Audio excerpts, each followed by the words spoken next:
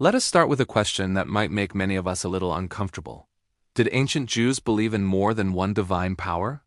Most of us are taught that ancient Judaism was strictly, unshakably monotheistic. But when we look at the historical evidence, a much more complex and fascinating picture emerges. Understanding this complexity is the key to unlocking why Jesus' claims to authority as the Son of Man weren't just random declarations. They were deeply rooted in the very theological world he lived in. Stick with me because by the end of this video you will see exactly why the early Jewish belief system created a space for Jesus to claim divine authority and why that claim was both shocking and, in its context, completely logical. The Hebrew Bible is clear.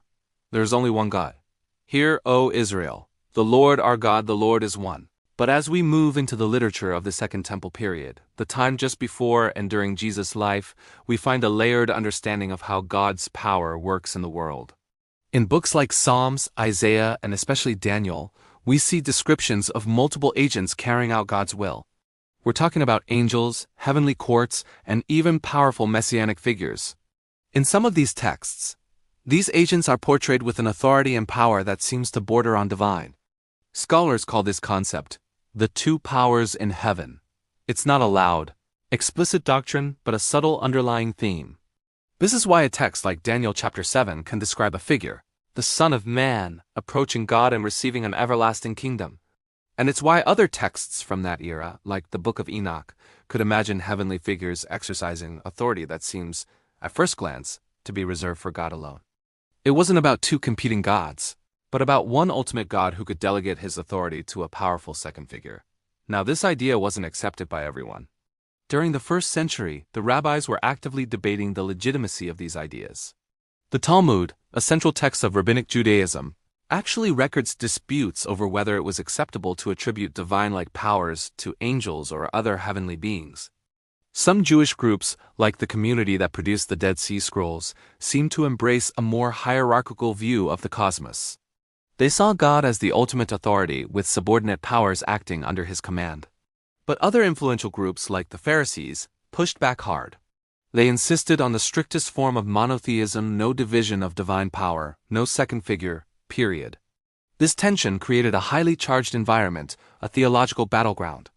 And it was right into this conflict that Jesus stepped, making claims that were tied directly to the Son of Man and this two powers debate. So let's turn our attention back to this Son of Man title. It's one of the most common ways Jesus referred to himself. And it's crucial to understand he didn't just invent it out of thin air. The prophet Daniel, centuries earlier, had already painted a stunning picture of one like a Son of Man coming with the clouds of heaven, approaching the Ancient of Days and being given everlasting dominion and glory. This figure was human-like, but clearly heavenly and powerful. Then, other Jewish writings from the time, like the Book of Enoch, expanded on this role. In Enoch, the Son of Man is a pre-existent, heavenly judge who will one day sit on a throne of glory to judge kings and protect the righteous. When you place this figure within the two powers context, it starts to make sense. The Son of Man could operate with God's own authority, acting as his agent, without being a rival to God. For many of Jesus' contemporaries, the idea that a figure could wield delegated divine authority wasn't totally alien. It was a live, debated possibility. This is where Jesus' actions and words become so strategic and so powerful. He consistently framed his ministry through this very specific lens. Think about it. He would say, "The Son of Man has authority on earth to forgive sins." Forgiving sins was understood to be something God alone could do.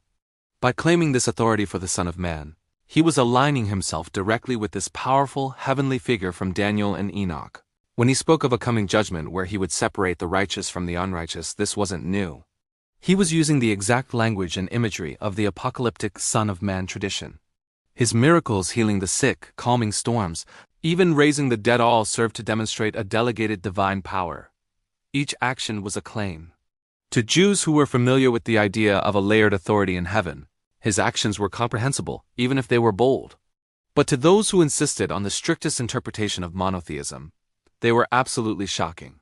And this explains why the religious leaders, like the Sanhedrin, reacted with such force. Jesus wasn't being vague or disrespectful in their eyes. He knew the theological debates raging at the time, and he intentionally positioned himself right in the middle of this contested territory.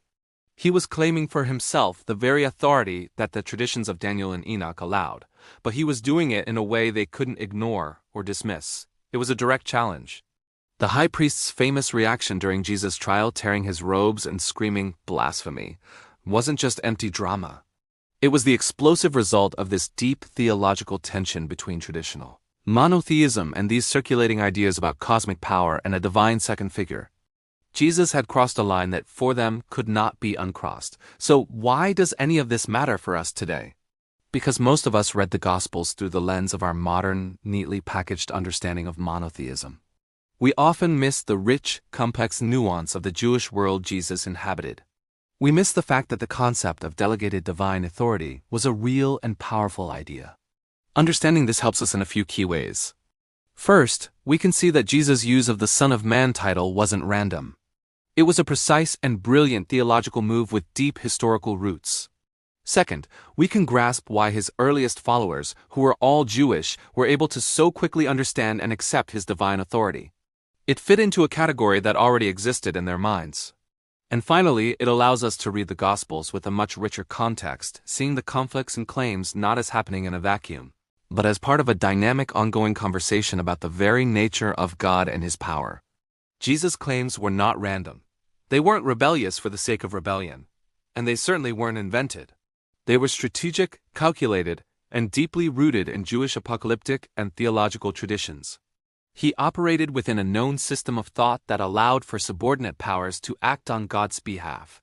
This is precisely why he could stand before a crowd and declare, "The Son of Man has authority on earth to forgive sins," and at the same time why his enemies could hear those exact words and see them as the highest form of blasphemy. Understanding the two powers in heaven, debate, is essential to understanding Jesus, his world, and the truly radical nature of his ministry. Thanks for watching. If this gave you a new perspective, be sure to like and subscribe for more.